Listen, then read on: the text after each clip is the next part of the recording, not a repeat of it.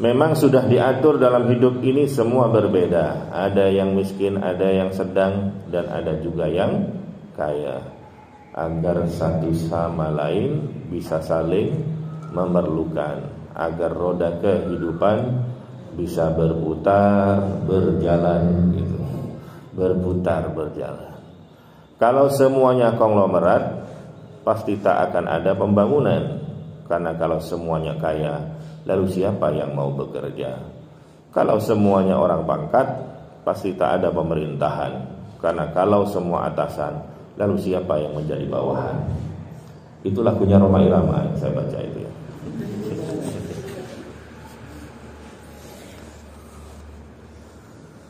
Maka sekali lagi, kaya miskin berbeda, namun tidak boleh dibeda-bedakan. Sehingga saya sampaikan, para ulama itu mengadakan pembahasan, siapa sih yang lebih utama antara orang kaya yang bersyukur ataukah orang miskin yang sabar.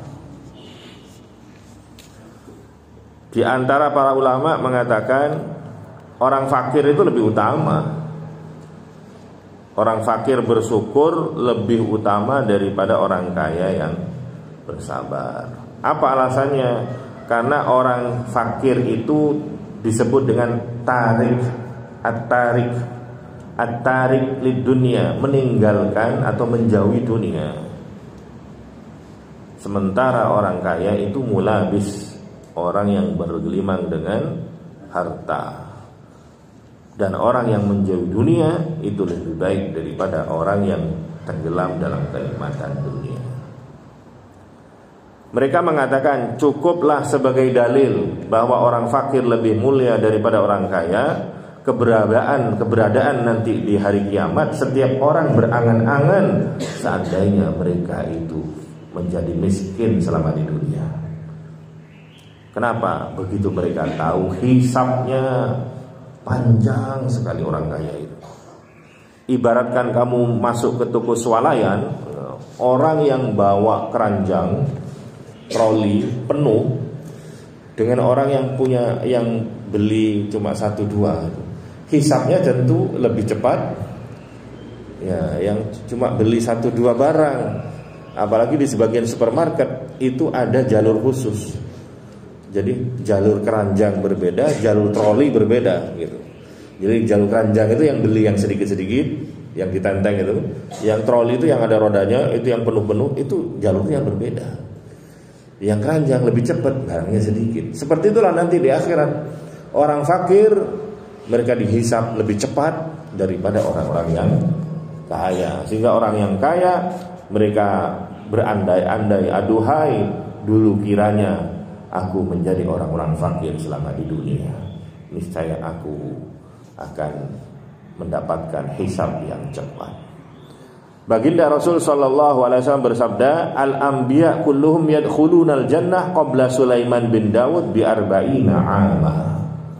Semua para nabi masuk surga lebih dahulu daripada Nabi Sulaiman bin Daud selama 40 tahun. Jadi Nabi Sulaiman ini paling akhir. Kenapa? Soalnya paling kaya, hisabnya paling lama, selisih 40 tahun.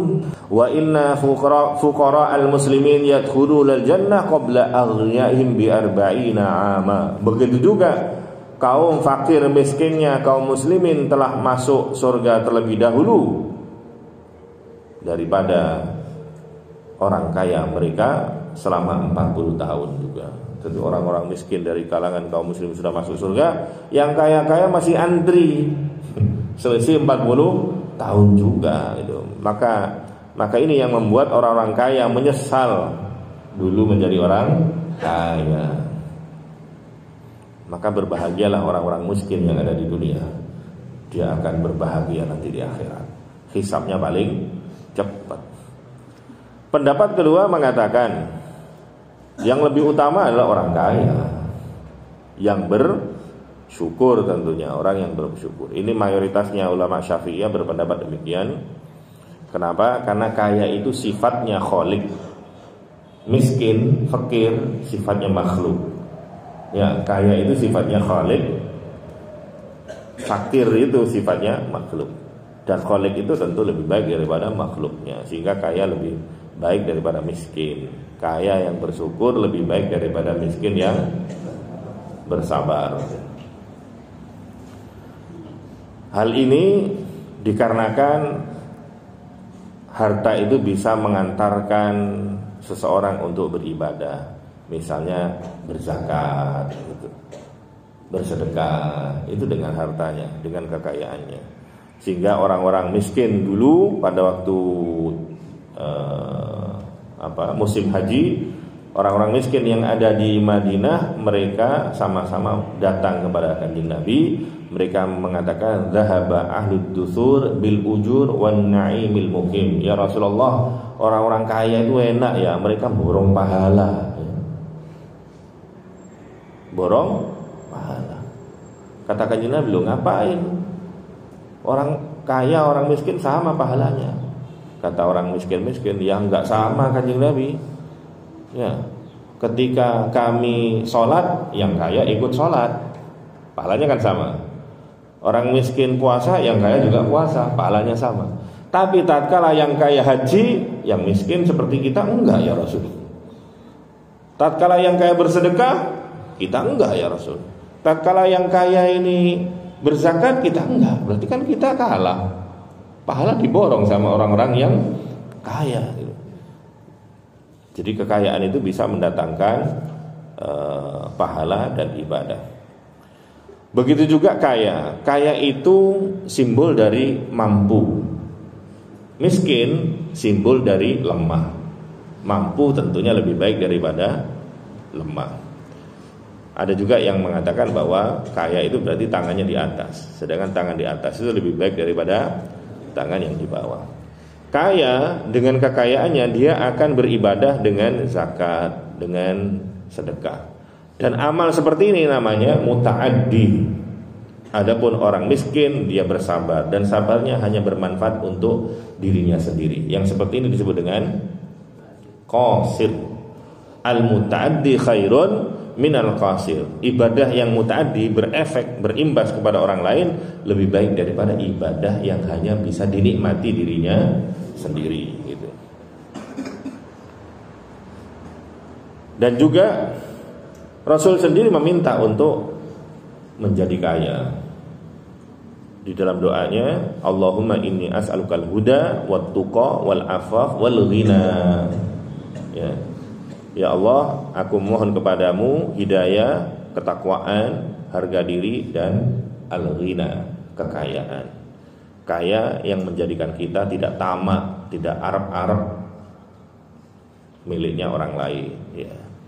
Adapun hadis yang saya sampaikan, Allahumma ahyini miskinan, ya Allah, doanya Kanjeng Nabi, Allahumma ahyini miskinan, ya Allah, hidupkan aku dalam keadaan miskin, wa amitni miskinan, matikan aku dalam keadaan miskin, wahsyurni fi zumratil masakin yaumal qiyamah, dan kumpulkan kami di mahsyar bersama orang-orang miskin. Miskin di situ dikatakan oleh para ulama, miskin di situ adalah maskanah, miskin secara bahasa, yaitu tawadhu.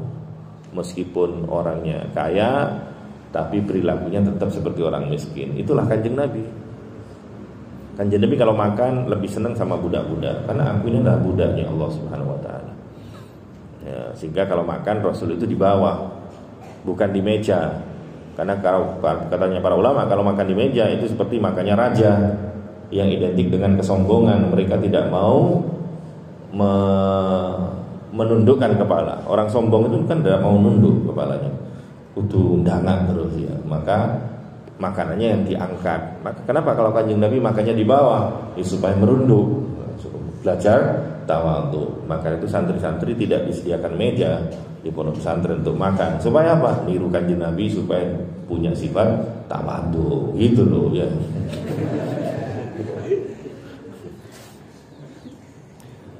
Ada juga para ulama yang mengatakan bahwa orang fakir yang bersyukur itu lebih baik.